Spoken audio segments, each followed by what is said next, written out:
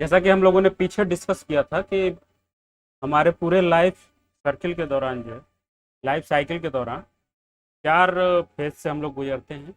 इसमें सबसे पहला होता है इन्फेंसी, शैशवावस्था। 0 से लेकर 2 साल की जो एज होती है उसको हम लोग इन्फेंसी बोलते हैं। इन्फेंसी के बाद आता है हमारा चाइल्डहुड, जो लगभग 2 से लेकर 8 साल के बीच में होता है। 8 साल या 9 साल बोल सकते हैं। एडोलेसेंस जो है वो हमारा 9 से लेकर 19 ईयर तक जो है माना जाता है।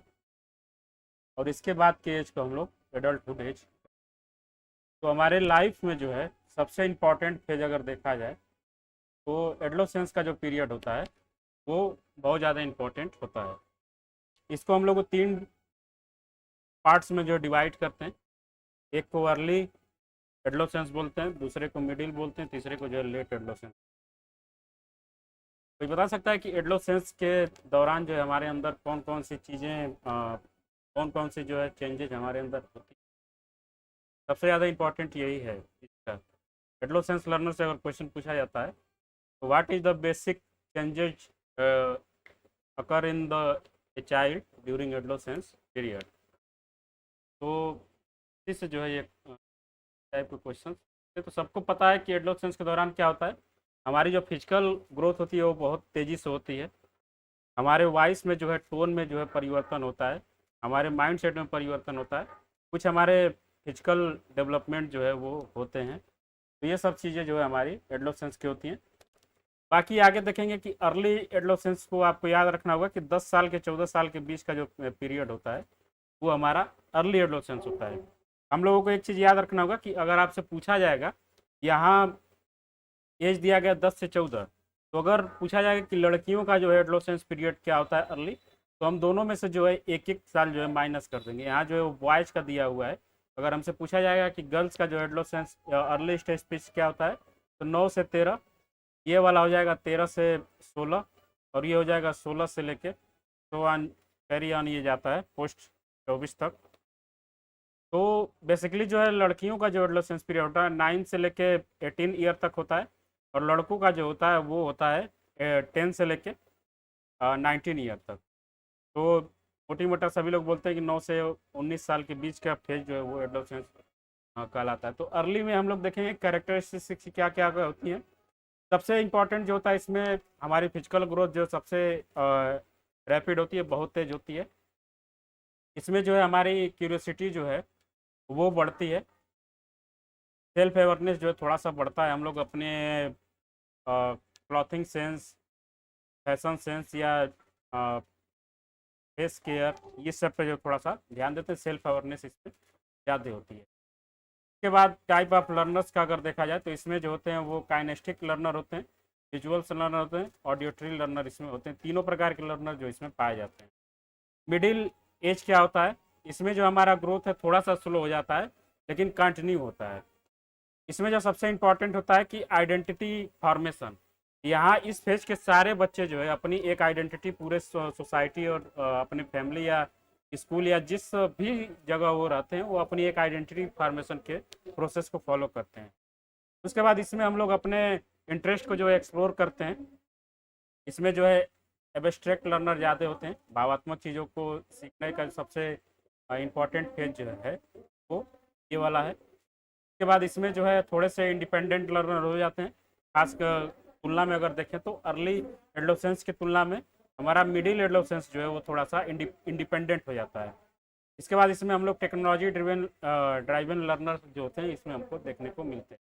पोस्ट एडोलेसेंस में इसमें जो है transition to young adulthood, adulthood का ये पहला फेज माना जाता है। इसमें जो हम लोग अपने हायर एजुकेशन को परस्यू करते हैं। इसमें जो है हमारे डेवलप पर्सनल वैल्यू की जो है डेवलप हो जाती है कि मैं जो है सॉफ्ट हूँ, हार्ड हार्ड टाइप का हूँ, या मैं हमेशा सत्य बोलने वाला हूँ, हमेशा झूठ बोलने वाला हूँ। जो भी हमारी पर्सनल वैल्यूज होती है वो हमारी इस फेज में डेवलप हो जाती हैं। इसके बाद यहाँ की जो होती है वो लाइफ लॉन्ग लर्नर्स जो होती हैं वो होते हैं कि इसमें हम जो लोग चीज़ सीखते हैं वो हमारे लाइफ लॉन्ग काम आने वाली होती हैं। करियर ओरिएंटेड लर्नर, इसमें जो है हम थोड़ा सा तरह तरह की चीज़ों पे फोकस नहीं करते हैं, उसी चीज़ पे फोकस करते हैं जिसमें हम अपना करियर जो है वो बना सकते हैं।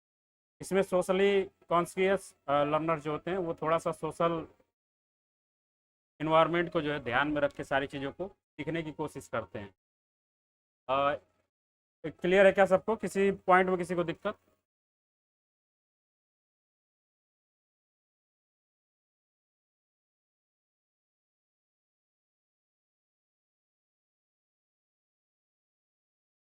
के बाद मेजर चेंजेस ड्यूरिंग एडोलेसेंस देखें तो एकेडमिक अचीवमेंट सबसे ज़्यादा इंपॉर्टेंट फेज ये होता है। इसमें अगर देखा जाए तो खास करके 6th क्लास से लेके यूजी फाइनल होते होते तक वाला जो फेज है हम लोग एडोलेसेंस के पीरियड में होता है।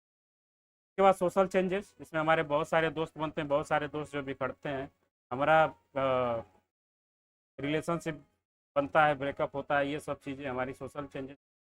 फैमिली का एक अच्छा पार्ट हम लोग इसी फेज में जो है बन जाते हैं। सोसाइटी में हमारी एक पहचान अपनी अलग होनी शुरू हो जाती है। सोशल चेंजेस इसमें। उसके बाद इमोशनल चेंजेस, इसमें हम लोग थोड़े से आ, हमारे अंदर की जो इमोशंस हैं वो बाहर आते हैं। जैसे कि इसमें mood swings, heightened sensitivity to peer influence, खास करके जो अगर हम लोग एक छोटा सा एग्जांपल लें तो यूजी में जब हम लोग थे, अंडर ग्रेजुएशन में या बीए जब कर रहे थे, उस फेज में हमारा जो पीयर ग्रुप बनाने वाला दौर था वो थोड़ा सा आज की तुलना में ज़्यादा रहा हो। मतलब हम लोग ग्रुपिंग वगैरह ज़्यादा करते होंगे, लेकिन जैसे जैसे हम लोग एडल्टहुड में आते हैं तो ग्रुपिंग से थोड़ा सा बचने की कोशिश करते हैं, क्योंकि वहाँ हम अपनी सेल्फ इंटरेस्ट को देखने लगते हैं कि हमारा यहाँ टाइम बर्बाद होगा, हमारा हम अगर इस ग्रुप को ज्वाइन करते हैं तो इस ग्रुप के लोग नाराज़ हो जाएंगे, ये सब हम लोग देखने लगते हैं। तो ये इमोशनल चेंजेस जो है हमारे एडोलेसेंस के दौरान होते हैं। फिजिकल एंड साइकोलॉजिकल चेंज, हमारा माइंड जो है वो पूरी तरीके से डेवलप होता है इसी फेज में। फिजिकली रूप से हम लोग हमारा जो फिजिकल चेंज होता है, प्यूबर्टी और जो भी चीज़ तो हमारी एडोलेसेंस के दौरान ही आती है। इसके बाद आते हैं एडल्ट लर्नर में। एडोलेसेंस, जब एडोलेसेंस का फेज हम लोग क्रॉस करते हैं तो हम लोग आते हैं एडल्ट लर्नर में। इसमें हमारे पास बहुत सारा जो डाइवर्स बैकग्राउंड होता है। पीछे की जो भी सारी चीज़ें हम लोग सीखते हैं एडोलेसेंस के पीरियड में, वो हमारे एक एक्सपीरियंस के रूप में काम करता है, और उससे जो है हम लोग आगे की चीज़ों को सीखने में और अपने लाइफ को आगे बढ़ाने में यूज करते हैं। इसमें बाद मोटिवेटेड बाय प्रैक्टिकल गोल, जब हम लोग एडल्टहुड में आते हैं तो हम लोग थोड़ा सा अपने गोल ओरिएंटेड कामों को करना शुरू करते हैं, प्रैक्टिकल हो जाते हैं, ये होता है। इसके बाद सेल्फ डायरेक्टेड लर्निंग, एडल्टहुड में हम लोगों को बहुत ज़्यादा टीचर की या बहुत ज़्यादा किसी के गाइडेंस की ज़रूरत नहीं पड़ती है। इसमें हम लोग सेल्फ डायरेक्टेड लर्निंग पे ज़्यादा फोकस करते हैं, और जो भी चीज़ें सीखते हैं वो हमारे रियल लाइफ से रिलेटेड या लाइफ लॉन्ग कैरी ऑन करने वाली ही चीज़ें होती हैं। उसके बाद आते हैं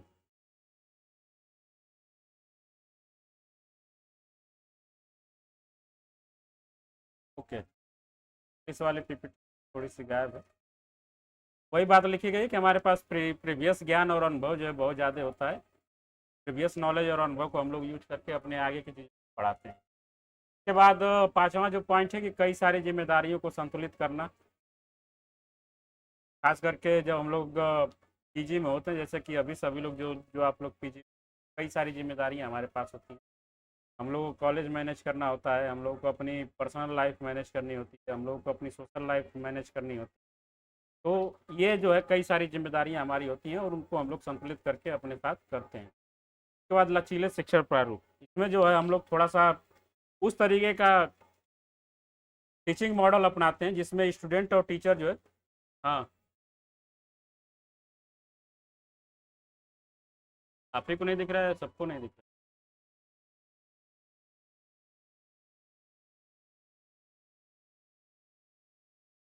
लचीले शिक्षण प्रारूप का मतलब है कि थोड़ा सा इसमें टीचर भी फ्री होता है और स्टूडेंट भी फ्री होता है। मन करे तो हम लोग स्कूल जाते हैं, मन करे तो नहीं जाते हैं। खास करके ऑनलाइन पाठ्यक्रम, शाम की कक्षाएं, जैसे कि अभी लचीला शिक्षण प्रारूप का क्या मतलब है कि ग्रुप में जो है लगभग 10 लोग हैं, लेकिन अब 3 लोग ही क्लास को ज्वाइन किए, बाकी 7 लोग गायब हैं। तो ये क्या है, लचीले शिक्षा प्रारूप का एक उदाहरण हो। उसके बाद अनुप्रयोग उन्मुख शिक्षा, हम लोग जो भी चीज़ें सीखने की कोशिश करते हैं वो कोशिश करते हैं कि हमारी का एप्लीकेशन या उसको हम लोग अपने रियल लाइफ पे अप्लाई कर सकें, जिससे कि हमारा जो करियर ओरिएंटेड गोल है उसको हम लोग अचीव करने में आसानी हो सके। उसके बाद आजीवन सीखना। एडल्टहुड में आने का मतलब है कि हमारा जो टीचिंग और लर्निंग का प्रोसेस है वो कभी बंद नहीं होता, हम लोग कुछ आजीवन चीज़ें सीखते रहते हैं। उसके बाद ये थोड़ा सा कंपेरिजन है। 10 से 19 साल के बीच का जो फेज होता है उसको हम लोग एडोलेसेंस बोलते हैं।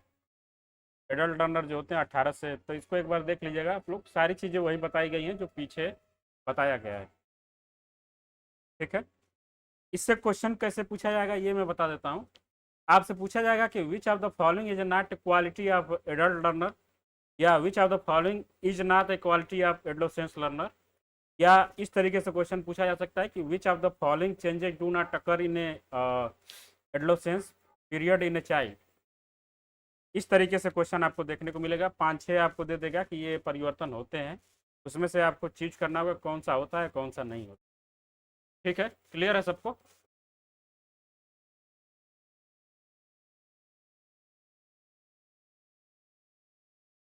अब बात करते हैं हर्षे ब्लैंकॉर्ड मॉडल ऑफ लीडरशिप।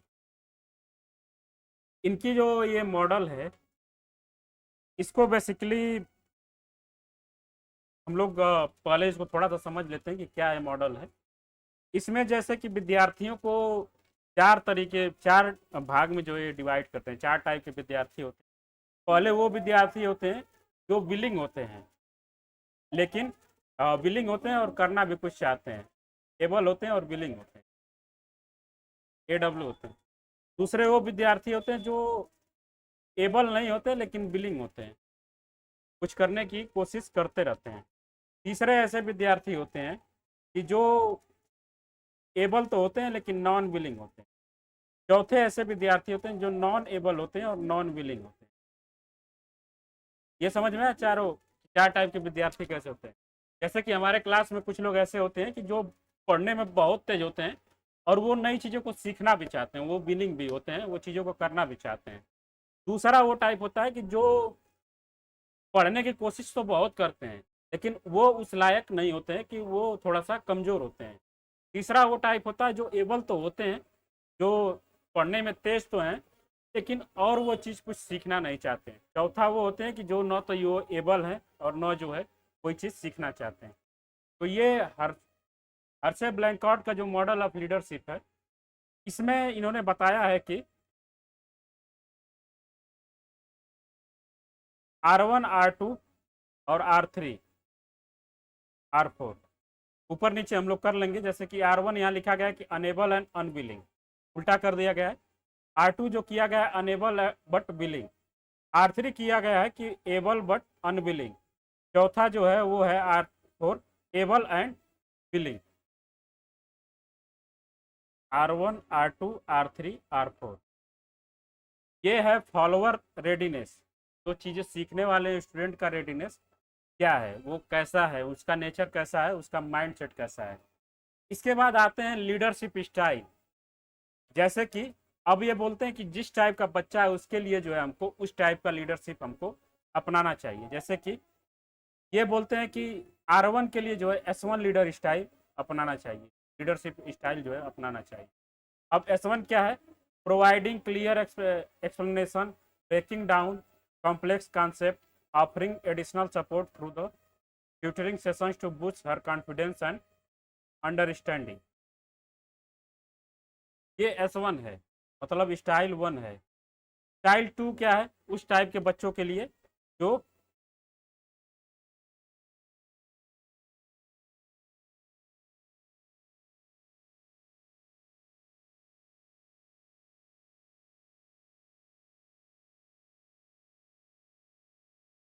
दूसरा स्टाइल क्या है कि वो नॉट एबल है लेकिन विलिंग है, वो करने योग्य तो नहीं है लेकिन करना चाहते हैं। उनके लिए क्या स्टाइल अपनाना चाहिए कि providing guidance, encouragement and additional resources to help the grasp material, develop effective study strategy. अब चौथा जो स्टाइल है, तीसरा स्टाइल है, जो एबल तो है लेकिन नॉट विलिंग है। उनमें क्या होता है कि marks employ participating leadership style S3, discussing her concern, offering mentorship, involving her, setting achievable goals to increase her motivation and engagement. R4 क्या है? R4 के लिए ये मिलेगा S4। R4 का मतलब है वो एबल भी है और विलिंग भी है। इसमें क्या है? Empowering him take ownership of his learning, providing advance material, encouraging him to mentor peer who may be struggling. अब इसको हम लोग अपने एक बार थोड़ा सा स्कूल के दिनों को याद करेंगे और उसमें थोड़ा सा सोचेंगे कि कौन कौन से ऐसे हमारे क्लासमेट्स हैं जो इनको उनको इस कैटेगरी में हम लोग रख सकते हैं। अब बात करते हैं R1 S1, R2 S2, R3 S3, R4 S4। अब बताइए कि R1 क्या है? R1 क्या कैटेगरी है हार्शे ब्लैंकार्ड मॉडल के हिसाब से? बताइए।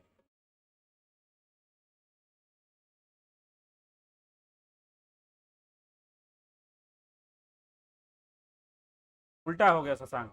R1 जो है इस मॉडल के हिसाब से वो अनएबल हैं और अनविलिंग हैं। अब ऐसे बच्चे अगर हमारे सामने आते हैं, उनको कोई चीज़ पढ़ाना एक बार देख लेंगे। R1 जो है अनेबल और अनविलिंग, R2 जो है अनेबल बट विलिंग, R3 जो है एबल बट अनविलिंग, R4 जो है वो एबल एंड विलिंग।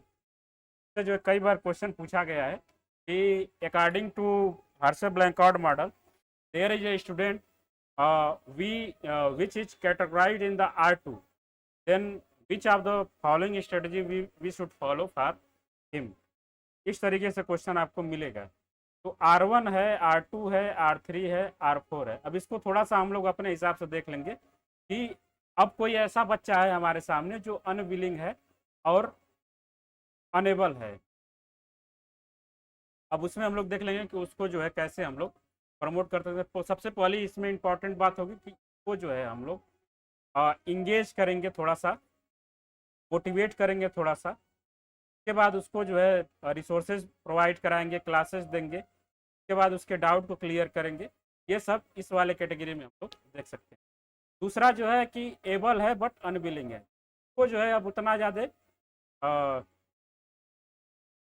एबल है बट अनविलिंग है। R2 क्या था? अनेबल है बट विलिंग है। इसमें क्या है कि अगर वो विलिंग है तो उसको जो है उतनी ज़्यादा हम लोग को मोटिवेट करने की आवश्यकता नहीं पड़ेगी।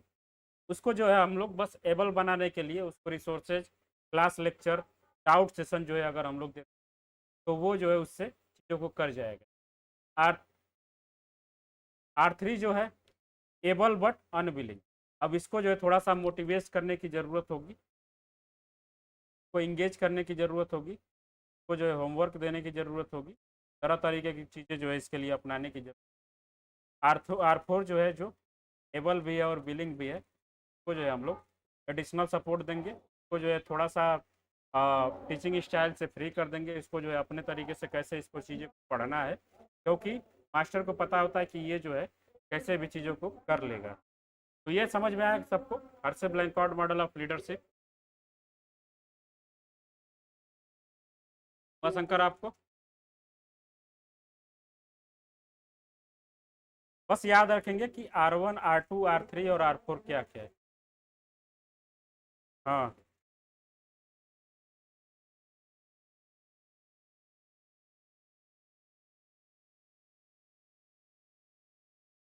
आपको दिक्कत है या सबको दिक्कत है? शशांक और गार्गी, आप लोगों को सही दिख रहा है सब?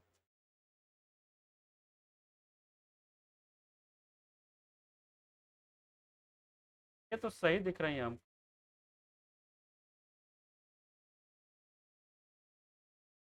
देखिए थोड़ा सा वाईफाई देख लीजिए। और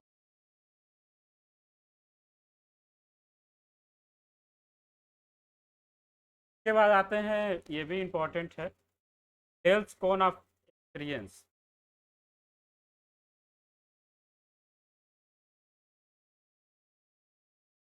टेल कॉग्ने हैं ये, का एक कौन बनाए हैं कि कितने किस तरीके से हम चीज कोई चीज़ को अगर अपने अंदर नॉलेज गेन करते हैं, का कितना ज़्यादा इफेक्ट जो है।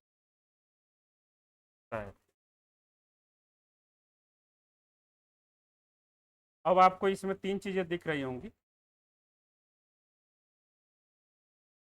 जो आपको ब्लू दिख रहा है उसको हम लोग बोलते हैं पैसिव लर्निंग,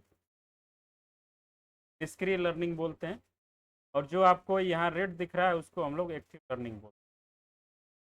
अब जैसे कि इसीलिए मैं सबको बोलता हूँ कि कोई चीज़ अगर हम लोग पढ़ रहे हैं, हिस्ट्री भी अगर पढ़ रहे हैं या कोई सब्जेक्ट पढ़ रहे हैं, तो थोड़ा सा इंगेज करिए अपने आप को। अगर देखिए इनके डेल कॉग्ने के कोण के हिसाब से कि जो चीज़ हम लोग पढ़ते हैं का केवल 10% जो है हम लोग गेन कर पाते हैं, जो चीज़ हम लोग सुनते हैं का 20% गेन कर पाते हैं, जो चीज़ अगर हम लोग इमेज के फॉर्मेट में देखते हैं, मतलब कि इमेज या फ्लो चार्ट वगैरह देखते हैं, उसका 30% हम लोग सुन पाते हैं। वॉच वीडियो एग्जीबिशन ये भी जो है हमारा इसी में आएगा, सी एंड हियर। इसके बाद अगर किसी चीज़ में पार्टिसिपेट करते हैं, hands on workshop, design collaborative lessons का हम लोग 70% सीख पाते हैं।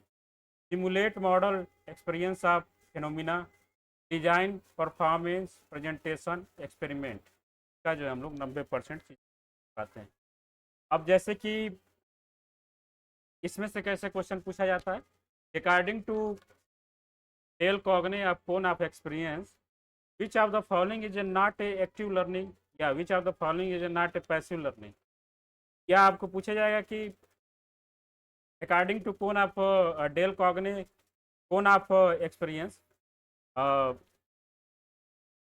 इसके सीक्वेंस को दे देगा, आपको बोलेगा कि इसको जो है ऑर्डर वाइज आ जाइए कि किस पे जो है हम लोग ज़्यादा से ज़्यादा लाभान्वित हो। तो याद रखेंगे हम लोग, जो चीज़ हम लोग पढ़ते हैं उसका 10%, जो चीज़ हम लोग सुनते हैं उसका 20%, जो चीज़ हम लोग देखते हैं उसका 30%, जो चीज़ हम लोग सुनते हैं और देखते हैं दोनों उसका 50%, जो चीज़ हम लोग बोलते हैं और लिखते हैं उसका 70%, जो चीज़ हम लोग करके सीखते हैं उसका 90%। इसलिए अगर हम लोग पीछे पीछे वाली क्लास को थोड़ा सा ध्यान दें तो एक हम लोगों ने मॉडल पढ़ा था, फिलॉसफी पढ़ी थी, रचनावाद, कंस्ट्रक्टिविज्म, इसमें वो बोलते हैं कि लर्निंग बाय डूइंग। इसलिए वो जो है थोड़ा सा फोकस करते हैं, क्योंकि सबसे बेहतर तरीका होता है कि पढ़िए और लिखिए, सुनिए और लिखिए, करिए और लिखिए। तो इसको हम लोग अपने लाइफ में भी फॉलो कर सकते हैं कि अगर कोई चीज़ पढ़ रहे हैं हम लोग उसका साथ में लिखते जाएं, नोट्स बनाते जाएं, कुछ भी पढ़िए, लिख के पढ़िए, वो ज़्यादा बेहतर आप लोग होगा। इसमें क्लियर है सबको?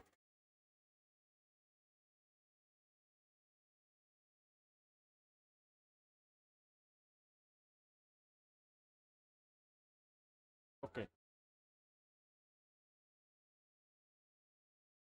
वही चीज़ जो है थोड़ा सा यहाँ दिया गया है, पढ़िएगा, ट्रेन पॉइंट को यहाँ एक्सप्लेन। अब बात करते हैं कि टीचिंग सपोर्ट मटेरियल। वाली जब क्लास हुई थी तो हम लोगों ने, मैंने आपसे पूछा था कि what is the basic needs of A teaching and learning process. वहाँ हम लोगों ने देखा था कि सिलेबस, स्टूडेंट और टीचर हम लोगों की बेसिक नीड है किसी टीचिंग और लर्निंग प्रोसेस को शुरू करने के लिए। लेकिन टीचिंग और लर्निंग प्रोसेस को इंटरेस्टिंग बनाने के लिए हमारे पास जो है तमाम टीचिंग सपोर्ट मटेरियल्स हैं, जिसमें हमको टेक्स्ट बुक, वर्क बुक, ये होना चाहिए, विजुअल एड्स, हमारे पास diagram, chart, map, poster and other visual representation होनी चाहिए। ऑडियो वीडियो में विजुअल मटेरियल्स होने चाहिए, videos, podcast, audio recording, multimedia present, ये सब होने चाहिए। Manipulative hands on material such as blocks, counters, model, interactive software that allow student manipulate object and engage in kinesthetic learning experience। Manipulating में क्या होता है, जैसे कि हम लोग बायो के लैब में देख सकते हैं कि वहाँ जो कंकाल टंगा होता है, या केमिस्ट्री के लैब में देख सकते हैं कि जो वहाँ केमिकल कंपाउंड के स्ट्रक्चर टंगे होते हैं, या ग्लोब जो होता है वो हमारा मैनिपुलेटिव में होता है। हैंड्स ऑन मटेरियल जिसको हम लोग हाथ से टच करके चीज़ पाते हैं, वो हमारा इसमें। डिजिटल रिसोर्सेज में एजुकेशनल वेबसाइट्स हम लोग आगे पढ़ेंगे कौन कौन सी वेबसाइट किस काम में आती है। Online platform, interactive simulation, simulation के ऊपर हम लोगों ने पीछे बात कर लिया है। क्या होता है, e books that providing additional learning material, ये डिजिटल रिसोर्सेज हैं। टीचिंग किट्स आर पैकेज, इसमें क्या होता है, pre package for set materials, lessons plan, activities design and specific learning objective topics and determine lesson preparation for educate. अब ये जो है कि टीचर को कैसे कैसे क्या चीज़ फॉलो करनी है, कब टेस्ट लेना है, कब उसको क्लास लेना है, कब जो है किस तरीके का मटेरियल बच्चों को, ये टीचिंग किट्स होता है। एजुकेशनल गेम्स एंड एक्टिविटीज़, ये चीज़ें हम लोग board games, card games, puzzle, group activity, ये सब हमारी टीचिंग एड्स में आती हैं। Real life example and draws, objects, artefacts, draws, life, real life concept, ये सब भी चीज़ें हमारी काम में आती हैं। आपसे इससे इससे कैसे कैसे क्वेश्चन पूछा जाएगा, which of the following is a not a teaching aid, जबकि टीचिंग एडिशनल सपोर्ट मटेरियल से हमको थोड़ा सा teacher guides and manual, teacher kit की तरह एक teacher guides and manual help से जो टीचर सारी चीज़ों को बच्चों के पास। Adaptive and stabilize material, material tailored to meet the diverse needs of learners, including those with disabilities, this language learners are talented students। Adaptive, जो भी चीज़ें, जैसे कि एडाप्टिव का मतलब क्या है कि कोई अगर हमारे क्लास में कोई एक डिसेबल बच्चा है तो उसको जो है मेन फ्रेम में लाने के लिए, क्लास में जो जोड़ने के लिए कुछ ऐसा मटेरियल उसको दे जिससे कि वो हमारे मेन रेगुलर क्लास में अपने आप को पार्टिसिपेट कर पाए। इसी तरीके से किसी को अगर इंग्लिश लैंग्वेज में दिक्कत है तो उसके लिए हम लोग कुछ ऐसा मटेरियल तैयार करें जो उसके लिए थोड़ा सा हेल्पफुल हो, तो वो सब जो एडाप्टिव मटेरियल आते हैं।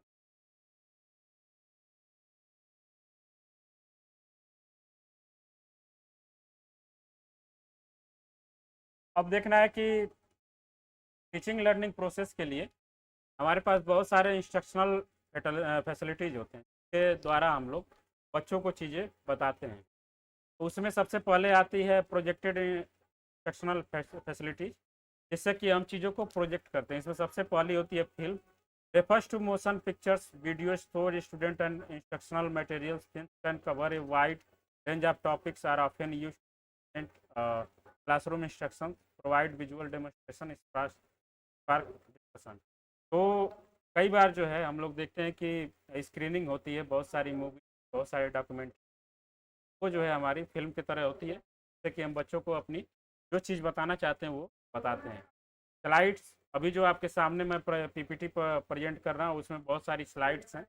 तो एक तरीके का ये individual transparent image photographs mounted to small frames, slides can commonly used with slides projector, display visual content and photograph. के बाद आपसे पूछा जाएगा कि ओवरहेड प्रोजेक्टर क्या होता है। A device that project image or text printed on transparent sheets, overhead transparency, onto a screen and wall, जैसे कि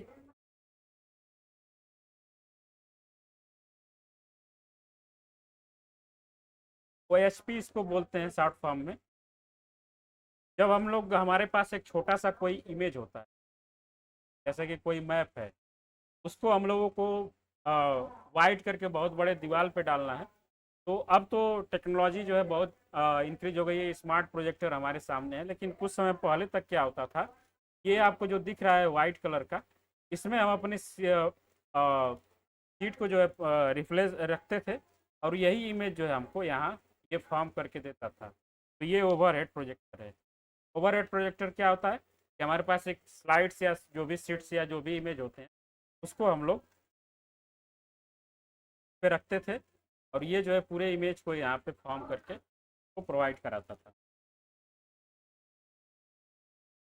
इसके बाद आते हैं इडिया स्कोप।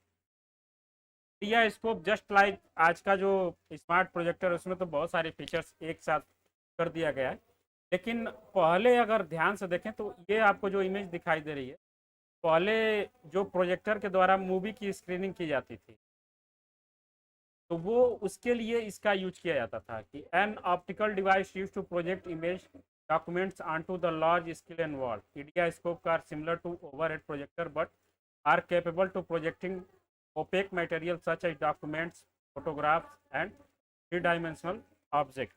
तो जस्ट लाइक ये ओवरहेड प्रोजेक्टर है, लेकिन उससे थोड़ा सा ये डेवलप है। Video projector just like epidiascope, इसमें जो है हमको वीडियो वगैरह आसानी से प्रोजेक्ट कर सकते हैं। वीडियो प्रोजेक्टर तो हम लोग बहुत बहुत सारा देखे होंगे। फिल्म स्ट्रिप, एक जो है बहुत सारी फिल्म होती है। एक घड़ी आती थी बहुत पहले या अभी भी आती है, इसमें घड़ी के अंदर जो है बहुत सारे फिल्म की स्ट्रिप लगी होती है और यहाँ एक छोटा सा बटन दिया होता है। यहाँ से एक लाइट जो है इमेज के ऊपर पड़ती थी और इसका जो इमेज होता था या जो भी छाया होता था वो दीवार पे बनता था। तो इस तरीके की बहुत सारी फिल्म स्ट्रिप हम लोगों ने देखी होगी कि हमारे डिवाइस के अंदर जो है बहुत सारी स्ट्रिप्स होती थी, उसको हम लोग लाइट के माध्यम से वॉल पे या कहीं भी उसका हम लोग इमेज आसानी से बना सकते थे। जैसा कि यहाँ लिखा गया कि strips are transparent film containing a series still image and photographs arranged in sequence. Film strips are typically accompanied audio recording are used with a film strip projector, providing visual and auditory instruction and various topics. जैसे कि अभी जो है कुछ समय पहले एक reel जो है वायरल हो रही थी ऐसा, उसमें बहुत सारे ऐसे बना हुआ था और इसमें बहुत सारे इमेज थे, लगभग 2 से 3 हज़ार तक के। और एक कोने में जो है हैंडल दिया हुआ था, जैसे कि कोई चीज़ घुमाने वाली जो हैंडल तो वैसा दिया हुआ था। और यहाँ पे एक वो लगा हुआ था पे हमको आँख लगा के देखना होता था और यहाँ से हैंडल को हम लोग घुमाते थे और इस फिल्म स्ट्रिप के जरिए से वो पूरा एक डॉक्यूमेंट्री या पूरा एक मूवी बोलें तो वो दिखाया जा सकता था। इस तरीके का बहुत सारा चीज़ हम लोगों ने देखा होगा। फिर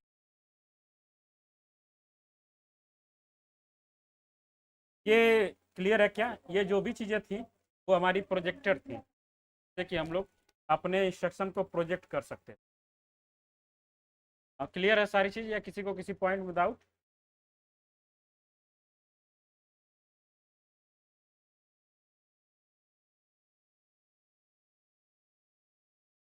इससे कैसे क्वेश्चन पूछा जाएगा कि which of the following is not a instruction material as a projector. आपको नीचे दिया जाएगा कई सारे डिवाइस के नेम दे दिए जाएंगे, कई सारे डिवाइस के टाइप दे दिया जाएगा और पूछा जाएगा कि इसमें से कौन सा ऐसा है जिससे कि हम लोग इंस्ट्रक्शन को प्रोजेक्ट नहीं करते। नॉन प्रोजेक्टेड फैसिलिटी में chart, flash card, posters, pictures and photographs बहुत सारे यूज किए जाते हैं हमारे स्कूल्स और ग्राफ्स होते हैं, मैप डायग्राम्स होते हैं, बहुत सारी चीज़ें याद रखें कि ये जो है नॉट प्रोजेक्टर है लेकिन इसमें जो है नॉलेज बहुत ज़्यादा कंटेनिंग होते हैं ये। इसके बाद डिस्प्ले बोर्ड कितने टाइप्स के होते हैं? ब्लैक बोर्ड, जो पहले हम लोग चाक का यूज करके लिखते थे उसको हम लोग ब्लैक बोर्ड बोलते हैं।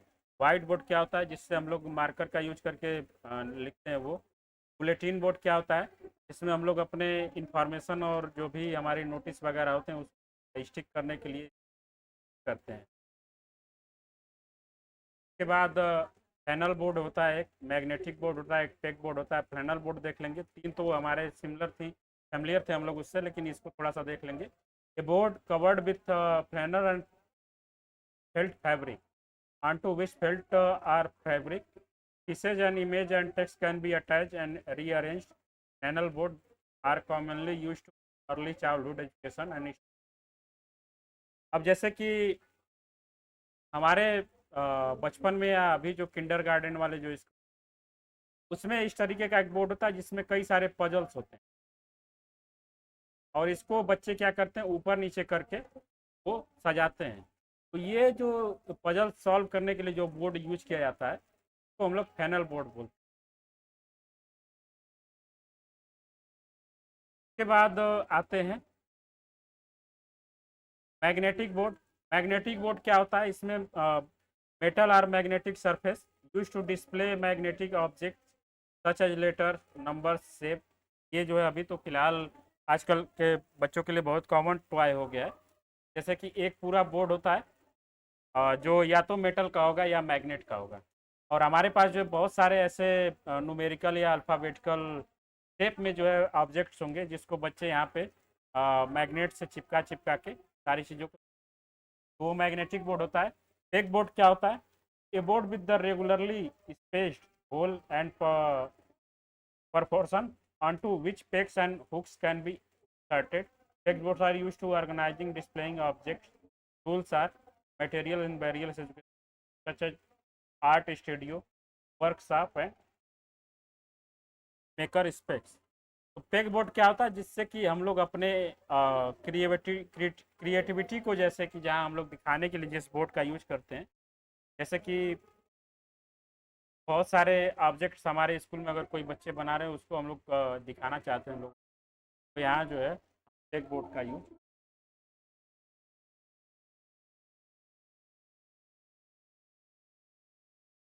कौन सा पेग बोर्ड?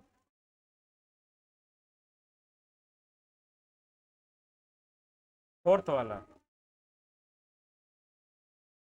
पैनल बोर्ड में क्या मैंने बताया कि हम लोगों ने देखा होगा अक्सर कि अभी जो किंडर गार्डन में इसका यूज बहुत ज़्यादा किया जाता है छोटे बच्चों के लिए। एक बोर्ड होता है, उसमें कई सारी स्लाइड्स होते हैं, वो आसानी से इधर उधर खिसक सकती हैं, और इसमें जो है एक पजल टाइप का कुछ बनाया जाता है, एक ह्यूमन बना देगा या कोई एक का पजल बना देगा, और बच्चों को क्या होगा कि स्लाइड को इधर उधर सरका के उस इमेज को अच्छे से फॉर्म करना होगा।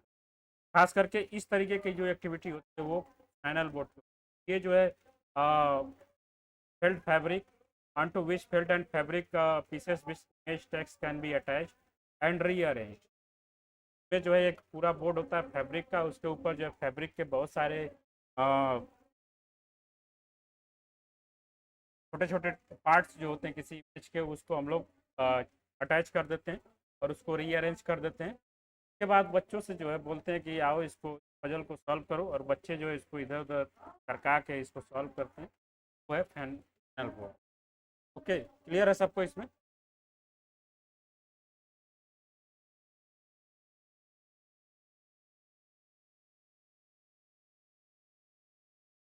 अब जो है हम लोग आते हैं इवेलुएशन सिस्टम पे।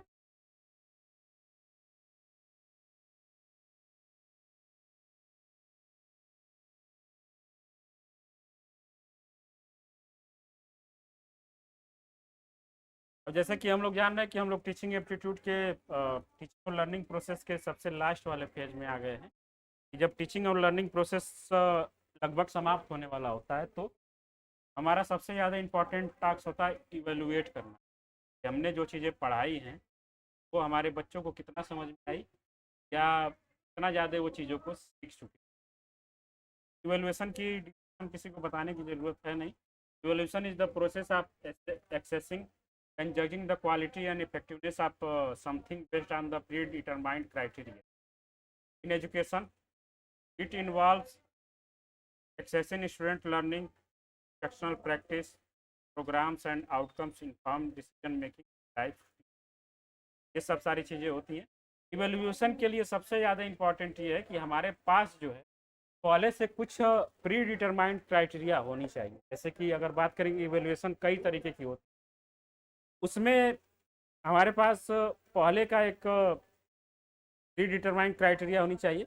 जो बच्चा 40% लाएगा वो हम उस बच्चे को कैसा मानेंगे, जो बच्चा 60% लाएगा वो उसको कैसे मानेंगे। इसमें हम लोग पढ़ेंगे कि CGPA वाला सिस्टम क्या होता है, और फॉर्मेटिव इवैल्यूएशन, समेटिव इवैल्यूएशन या डायग्नोस्टिक इवैल्यूएशन क्या होता है। तो इवैल्यूएशन सिस्टम सबको समझ में आया क्यों ज़रूरी होता है, क्योंकि ये हमारे पूरे टीचिंग लर्निंग प्रोसेस का एक निचोड़ माना जा सकता है कि हमने किसी बच्चों को कितना सही से पढ़ाया, वो कितना ज़्यादा गेन कर चुका है। उसको जब तक हम लोग जज नहीं करेंगे कि क्वालिटी और इफेक्टिवनेस तक हमारे लिए सारी चीज़ें बेकार ही मानी जाएंगी। बात करेंगे फंक्शन ऑफ इवैल्यूएशन क्या क्या होता है, इवैल्यूएशन हम क्यों करते हैं। तो सबसे ज़्यादा इम्पॉर्टेंट होता है इसमें असेसमेंट ऑफ लर्निंग। जो भी चीज़ें हम लोग सीख रहे हैं उसका असेसमेंट होना ज़रूरी है। फीडबैक एंड इम्प्रूवमेंट, जब बच्चे इवैल्यूएट किया जाएगा बच्चों को, तो बच्चों का फीडबैक हमको मिलेगा, हमारा फीडबैक बच्चे देंगे, और इसके बाद पूरे टीचिंग लर्निंग प्रोसेस में अगर कुछ इम्प्रूवमेंट की ज़रूरत है तो वो हम आसानी से बच्चों को सिखा देंगे। इसके बाद पूरे टीचिंग लर्निंग प्रोसेस के दौरान बच्चों को सबसे ज़्यादा इम्पोर्टेंट ये होता है कि जो भी तुम चीज़ सीखे हो तो तुम कैसे कहीं अप्लाई करोगे, उसका यूज क्या है, कम से कम एक पेपर सॉल्व करके बता दो कि उसका यूज क्या है। जो भी जिस भी तरीके से हम बच्चों को इवेलुएट करते हैं, तो डिसीजन मेकिंग का जो है सिस्टम हमको सिखाया जाता है। जैसे कि अगर मैं आपको 100 क्वेश्चन टीचिंग एप्टीट्यूड करा दूँ और आपसे जो है एक भी क्वेश्चन जो है सॉल्व करने की ना करें आप, तो आपके अंदर जो डिसीजन या ऑप्शन चूज करने की जो डिसीजन मेकिंग की कैपेसिटी वो बहुत ज़्यादा कम हो। वहीं अगर मैं आपको 100 क्वेश्चन सॉल्व करने के लिए दूँ, 100 बार आप जो डिसीजन मेकिंग करते हैं और उसके बाद मैं सारी चीज़ों को डिस्क्राइब करूँगा आपके सामने, तो वो ज़्यादा बेहतर होगा। तो डिसीजन मेकिंग की जो एबिलिटी होती है बच्चों में डेवलप करने के लिए इवेल्युएशन जो है बहुत ज़्यादा इंपॉर्टेंट होता है। अकाउंटेबिलिटी, अकाउंटेबिलिटी क्या होती है, जैसे कि कोई किसी बच्चों को क्या क्या चीज़ें पढ़ाया हुआ है, उसके बाद उस बच्चे ने जिस स्कूल से चीज़ पढ़ी हुई है वो अकाउंटेबल है या नहीं, उस पर विश्वास किया जा सकता है किसी के द्वारा या नहीं किया जा सकता। तो इस चीज़ को जो है करने के लिए जो है इवेल्युएशन बहुत ज़्यादा important. Programme evaluation, evaluation assess effectiveness and educational programmes observation determine their impact और students outcome and guiding program improvement में क्या होता है।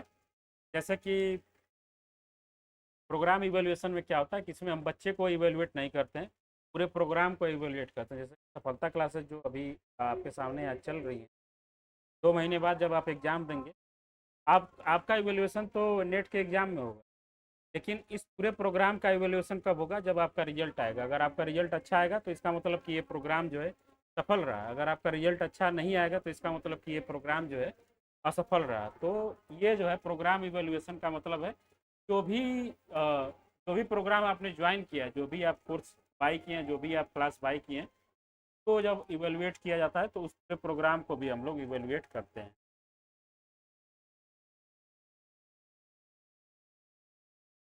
उसके बाद क्वालिटी एश्योरेंस, तो मैं पढ़ा रहा हूँ वो सही है या नहीं सही, के लिए भी ज़्यादा important. Research and development, evaluation के दौरान हम लोग जानेंगे कि बच्चों की नीड क्या है, एग्जाम की क्या नीड है, बच्चों में क्या डेवलपमेंट की जो चाइस है, इवेल्युएशन के द्वारा जाएंगे। Stakeholder communication, stakeholder का मतलब मैंने बताया था कि जो जितने भी लोग पूरे प्रोसेस के दौरान कहीं ना कहीं डायरेक्ट या इनडायरेक्ट तरीके से प्रोग्राम में जो है इन्वॉल्व होते हैं, वो स्टेक होल्डर बोले जाते हैं।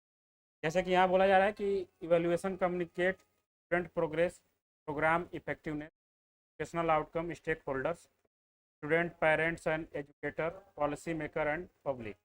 तो जो भी डायरेक्टली या इनडायरेक्टली तरीके से पूरे सिस्टम में जो है इन्वॉल्व होते हैं, तो हम लोग स्टेक होल्डर बोलते हैं।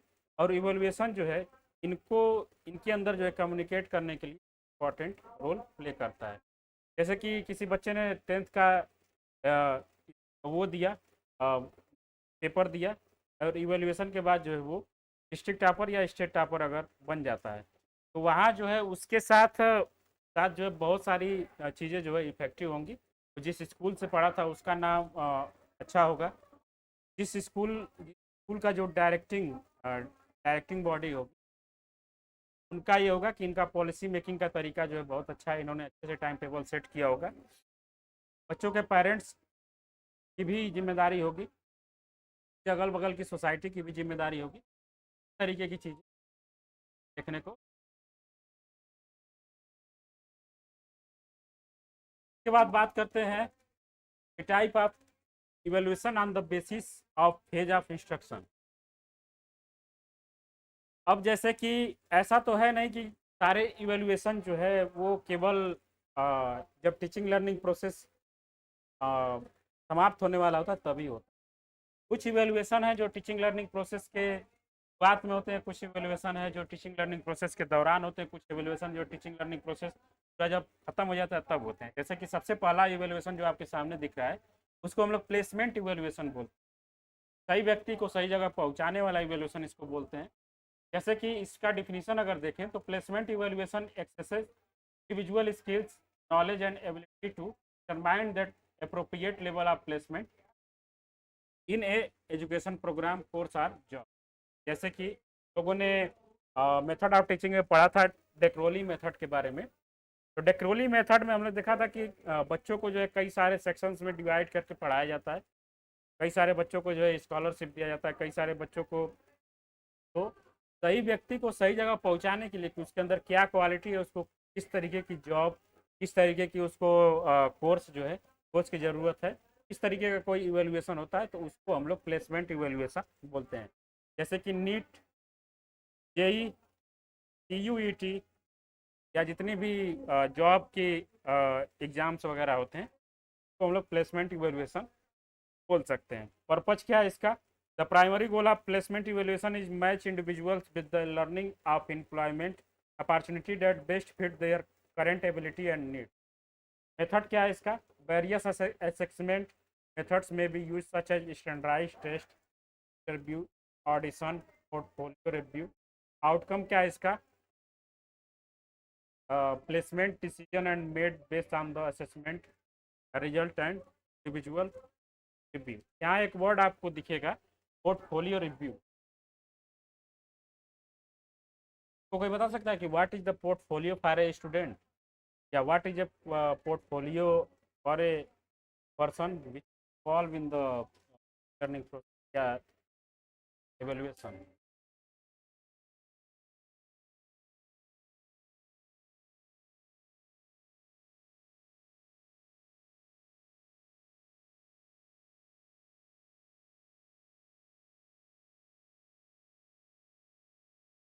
पोर्टफोलियो सबको समझने के लिए हम लोग थोड़ा सा अगर देखें तो का यूज जो है स्टॉक मार्केट में बहुत ज़्यादा होता है। पोर्टफोलियो का मतलब वहाँ होता है कि हमारे पास कौन कौन से कंपनी की कितनी ज़्यादा स्टॉक्स जो है या शेयर हमारे पास है। तो बेसिकली पोर्टफोलियो इवेल्युएशन में क्या होता है कि हमारे पास कितनी सारी डिग्रियां हैं, हमारे पास कितने सारे सर्टिफिकेट्स हैं, हमारे पास कितने सारे एसेट्स हैं तो हमने तक अपने पूरे लाइफ के दौरान कमाए हैं। जैसे कि 10वीं क्लास का बच्चा अगर है, उसके पास 10वीं का मार्कशीट है तो उसको एक पोर्टफोलियो दिया जाता है, एक सर्टिफिकेट दिया जाता है जो उसके लिए एक सबूत होता है कि तुम पास किए। 12वीं में जाता है तो फिर उसको एक सर्टिफिकेट दिया जाता है, ग्रेजुएशन में जाता है फिर उसको दिया जाता है, साथ में अगर वो कोई कोर्स करता है ट्रिपल सी या कोर्स या कोई लैंग्वेज स्किल करता है, ये सब जो इसके पोर्टफोलियो में जाते हैं। पोर्टफोलियो एवेल्युएशन भी आपसे पूछा जा सकता है इस बार भी, अगर आपका एग्ज़ाम फर्स्ट शिफ्ट में रहा हो, पोर्टफोलियो एवेल्युएशन से बहुत ज़्यादा एक क्वेश्चन पूछा गया था, क्या था फर्स्ट शिफ्ट में या सेकेंड शिफ्ट में। उसके बाद आते हैं प्रोसेस के दौरान जो इवेल्युएशन होता है जिसको हम लोग फॉर्मेटिव इवेल्युएशन। जैसे कि मैं आपसे पूछ रहा हूँ अभी क्या क्या चीज़ आपको समझ में आई, नहीं समझ में आई तो क्या दिक्कत है। तो कोर्स के दौरान, कोर्स जब चालू हो जाए, बच्चे अपने सही जगह पे पहुंच जाएं, उसके बाद अगर बच्चों को इवेलुएट करने के लिए कोई टेस्ट वगैरह किया जाता है तो उसको हम लोग फॉर्मेटिव इवेल्युएशन। क्या होता है? Formative evaluation occur during the learning providing on going feedback, support, improvement. Purpose इसका क्या होता है? The main purpose as formative evaluation monitor students progress, identify area of improvement, guide instructional. और ये टीचिंग एप्टीट्यूड खत्म होगा, मैं आपको एक टेस्ट लूँगा, वो क्या होगा? एक तरीके का फॉर्मेटिव। हमारे सेमेस्टर के दौरान जो क्लास टेस्ट या सेक्शनल टेस्ट वगैरह होते हैं, एक तरीके का फार्मूला है। ठीक है, मेथड इसमें क्या क्या हो सकते हैं? Which classroom observation, peer assessment, teacher feedback, अब फॉर्मेटिव इवैल्यूएशन। आउटकम इसका क्या होता है? Feedback from formative evaluation, from testament to strategy, curriculum, pacing, individual instruction, outcomes, ये सब चीज़ें। क्लास के दौरान मैंने कोई चीज़ सिखाया आपको और वो आपको बेहतर तरीके से समझ में नहीं आई, तो मैं जब आपका फॉर्मेटिव इवैल्यूएशन करूँगा तो मुझे ये पता चलेगा कि मेरे पढ़ाने में कुछ जो है दिक्कत है, इसकी वजह से बच्चों को मैं वहाँ जो अपनी स्ट्रेटजी, पढ़ाने का तरीका, एग्जाम्पल देने का तरीका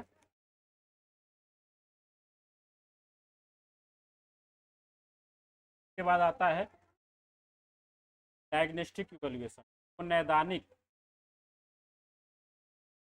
नैदानिक मूल्यांकन बोलते हैं।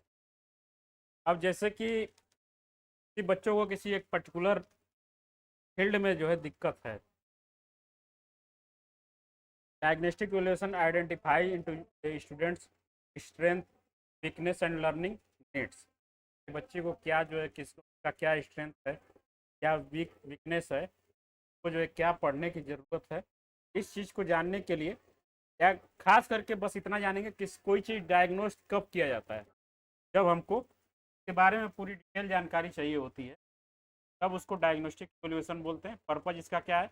The primary goal of diagnostic evaluation is assess student peer knowledge, skill of tailor instruction, support individualised learning.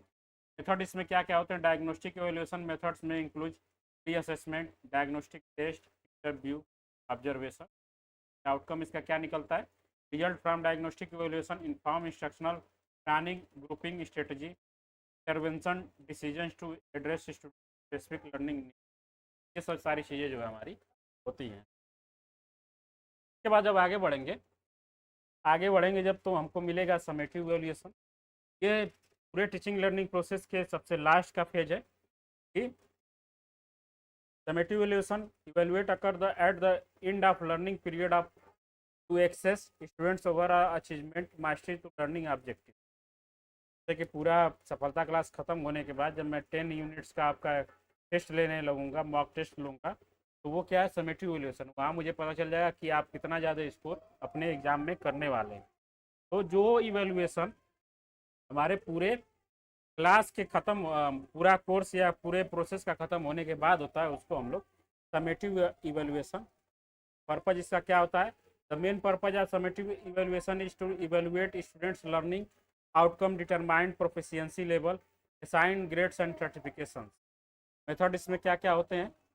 Summative evaluation methods include final exams, standardised test, project presentation and portfolios.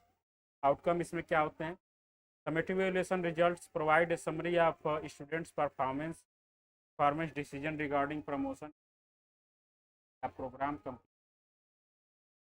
Summative evaluation है, तो हिंदी में ज्ञात्मक मूल्यांकन बोलते हैं। ये चारों समझ में है सबको, या किसी में किसी को डाउट है?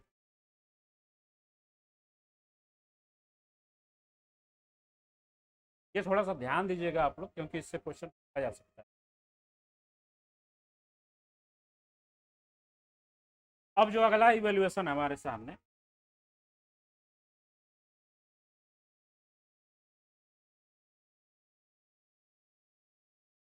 उसको हम लोग नॉन रिफंड इवैल्यूएशन बोलते हैं।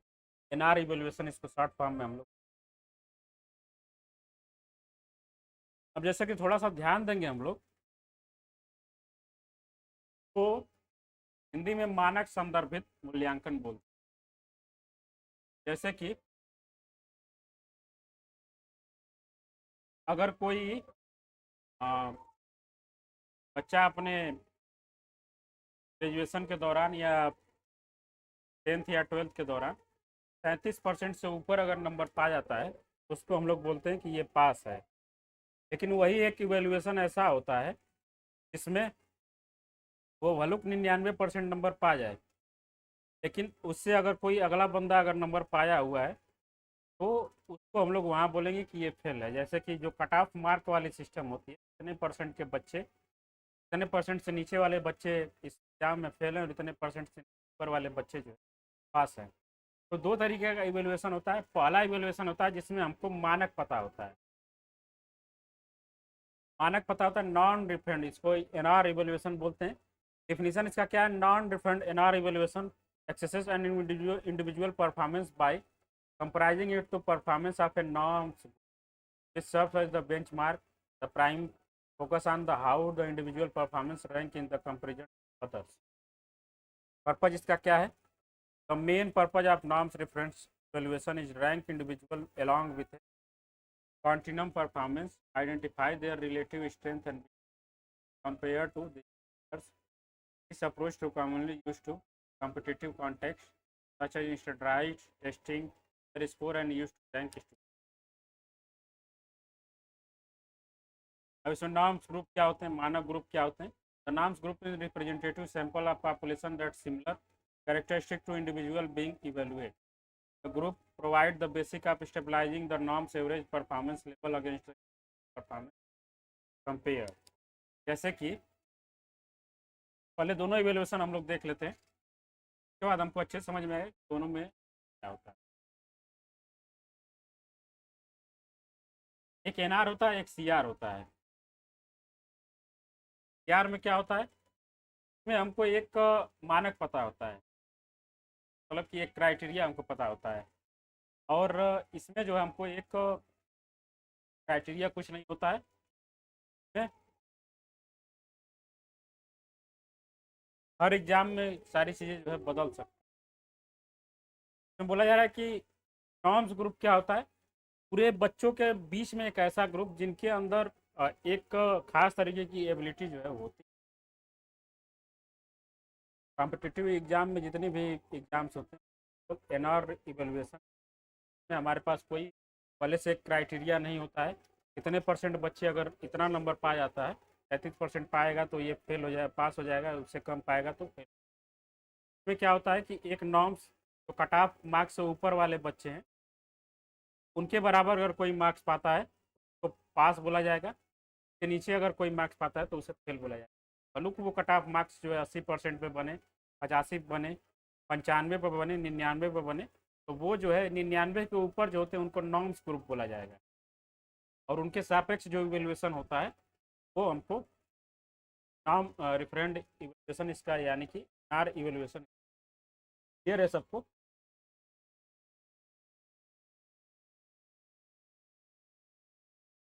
गार्गी और शशांक आपको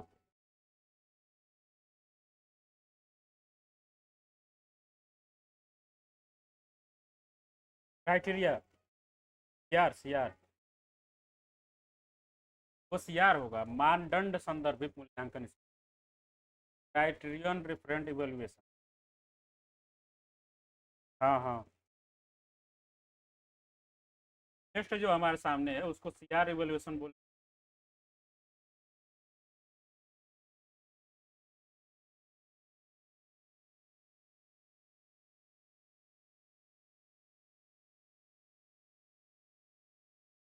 हाँ वो एनआर है, वही वही नॉन नॉर्म वाला ही है। आर हम लोग 60 में बोलेंगे। हाँ हाँ, जो भी क्या कंपटीशन की भावना होती कि इससे अगर ऊपर तुम पाओगे तो सेलेक्ट होगे, इससे नीचे पाओगे तो नहीं। कॉम्पिटिटिव एग्जाम में सारे में एनआर इवेल्युएशन को ही लाते हैं हम लोग, तो हम लोग नॉर्म फंड इवेल्युएशन। यार क्या होता है, जो हमारा 33% वाला हिस्सा है के ऊपर जो पाएगा वो पास माना जाएगा। जो 75% से ऊपर पाएगा उसको मान लेंगे फर्स्ट, क्या बोलते हैं, कम श्रेणी उत्तीर्ण। 60% से ऊपर पाएगा उसको हम लोग मान लेंगे उत्तीर्ण। तो जहाँ एक पहले से क्राइटेरिया फिक्स कर दी जाती है, you have to achieve this level from passing this exam. Definition इसका क्या है कि criterion CR evaluation assess individual performance based on the predetermined criteria or standard often set by educators, curriculum developers, professional organization. This focus is the measuring mastery of specific knowledge, skills and competency. तो NR और CR में अंतर क्या है? बस कि NR में कोई क्राइटेरिया फिक्स नहीं, वो हमेशा चेंज हो सकती है। आपको एक कुछ ऐसे लोगों के ग्रुप के साथ तुलना किया जाएगा आपका जो कट ऑफ मार्क्स के ऊपर है। अगर आप उनके सिमिलर हैं या उनसे आप उनके बीच में हैं तो आपको पास माना जाएगा। उनके नीचे हैं या उनके कट ऑफ मार्क्स के नीचे हैं तो आपको फेल माना जाएगा। यार इवेल्युएशन में क्या है, क्राइटेरियन डिफरेंट इवेल्युएशन क्या होता है कि हमारे पास पहले से एक क्राइटेरिया फिक्स होती है।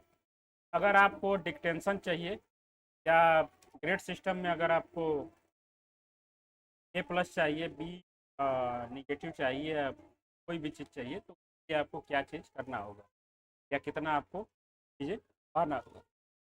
अगर देखें तो यार इवेल्युएशन जो है, क्राइटेरियन रिफंड इवेल्युएशन है, वो एनआर वाले से थोड़ा सा सिंपल है। The primary purpose of CR referent evaluation determine whether the individual have met stabilized learning objective standard and proficiency. The approach is particularly useful accessing mastery of content skills in the education settings. Criteria of standard ये हमेशा जो है fix किया जाता है अलग अलग लोगों के द्वारा. Criterion referent evaluation based on the clear and measurable criteria are standard that define what individual are expected to know or be able to do. This criteria will often derive from curriculum framework, learning objective, competency based assessment.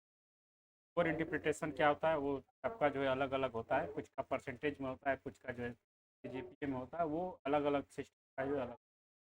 Criterion referent evaluation individual performance typically reported as score indicating whether have met, exceed or not met the stabilized criteria standard. Score may be binary, pass and fail, or may use rubric provide for detail feedback. अब यहाँ पे आपको एक word यहाँ दिख रहा होगा rubric. तो बता सकता है कि व्हाट इज द रूब्रिक. का जो बहुत ज़्यादा यूज होता है जब हम लोग किसी को इवैल्यूएट करते हैं. हालांकि इसका जनरली यूज ऐसे नहीं किया जाता है, बहुत मतलब जो एडवांस इसका यूज किया इवैल्यूएट करने. रूब्रिक जो होता है एक खास तरह का क्वेश्चनायर होता है, खास करके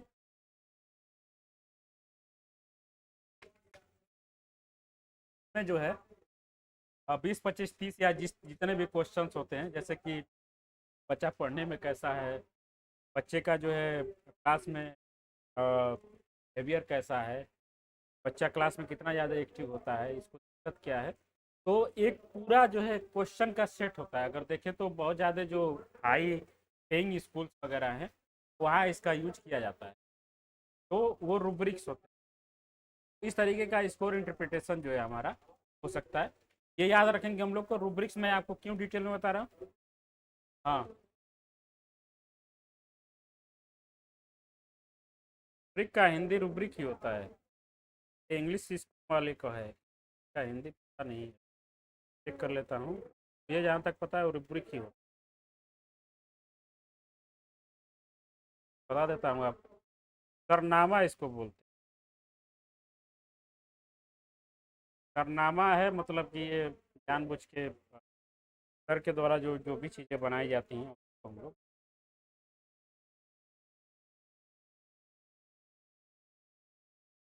ठीक है, ये दोनों आपको समझ में आया क्या.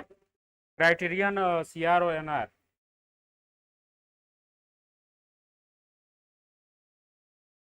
ये सब समेटिव इवेल्युएशन का एक पार्ट बोला जा सकता है, लेकिन तो उसमें डिराइव नहीं किया जा सकता है शशांक. ये अलग इवेल्युएशन है. जैसे कि ये जो आपको बताया गया कि प्लेसमेंट फॉर्मेटिव और रचनात्मक या डायग्नोस्टिक या समेटिव, ये आपको टीचिंग लर्निंग प्रोसेस के स्टेज के हिसाब से बताया गया. जैसा कि यहाँ आपको लिखा गया है पहले, type of evolution on the basis of phase of instruction. और ये जो इवेल्युएशन है ये दो तरीके का इवेल्युएशन है, दो मेथड्स हैं किसी को इवेल्युएट करने. एक एनआर इवेल्युएशन है. अगर देखें तो प्लेसमेंट में भी एनआर अप्लाई होता है.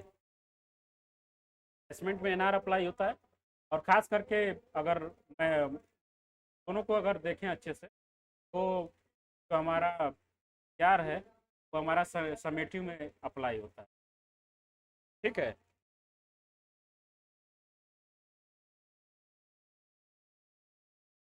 क्लियर हुआ क्या आपको.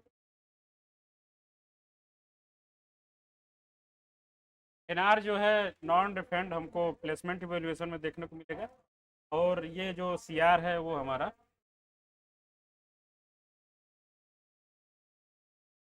हाँ हाँ रूब्रिक लास्ट में होता है कोर्स. इसलिए तो मैं बता रहा हूँ सीआर जो है उसको हम लोग यूज कर सकते हैं अपने समेटिव में, और एनआर जो है वो हमारा हो सकता है प्लेसमेंट में, प्लेसमेंट में खास करके जो होता है, या अगर जहाँ हम लोग रैंकिंग वगैरह की बात करने लगे, जो टेस्ट वगैरह भी हमारे क्लास में अगर होते हैं तो वहाँ भी हम देखते हैं कि first rank, second rank, third rank जो है वो भी यूज किया जाता है. तो वहाँ हमारा एनआर होगा.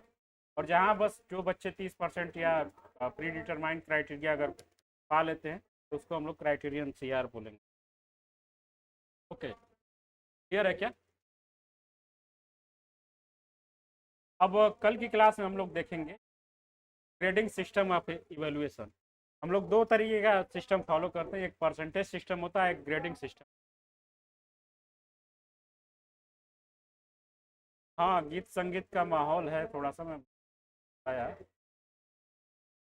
उसके बाद डायरेक्ट ग्रेडिंग होता है, इनडायरेक्ट ग्रेडिंग होता है, एब्सोल्यूट ग्रेडिंग होता है। उसके बाद हम लोग पढ़ेंगे various performance platforms of teaching learning, online platforms of teaching. उसके बाद लगभग 2 क्लास और लगेंगे, हमारा टीचिंग एप्टीट्यूड लगभग समाप्त हो जाएगा। उसके बाद हम लोग जो है इस साल जो भी क्वेश्चन पूछा गया था जून और अगस्त में, सारे क्वेश्चन जो है मैं आपको एक दिन पहले भेज दूंगा, सॉल्व करेंगे हम लोग और साथ में जो है क्वेश्चन प्रैक्टिस करते चलेंगे। 3 क्लास जो है हमारी क्वेश्चन प्रैक्टिस की होगी। में हम लोग दिसंबर और इस बार जो जून वाला जो एग्ज़ाम हुआ है, जून और जुलाई अगस्त ये तीनों में जो एग्ज़ाम हुए थे सारे के टीचर साथ में कर चलेंगे। ओके, आज की क्लास। हाँ हाँ, DI अभी मैं सॉल्व कराता हूँ। आपका सॉल्व हुआ DI कार की?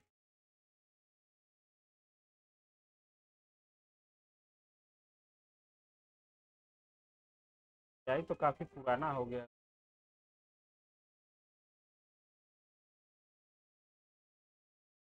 देख लेते हैं।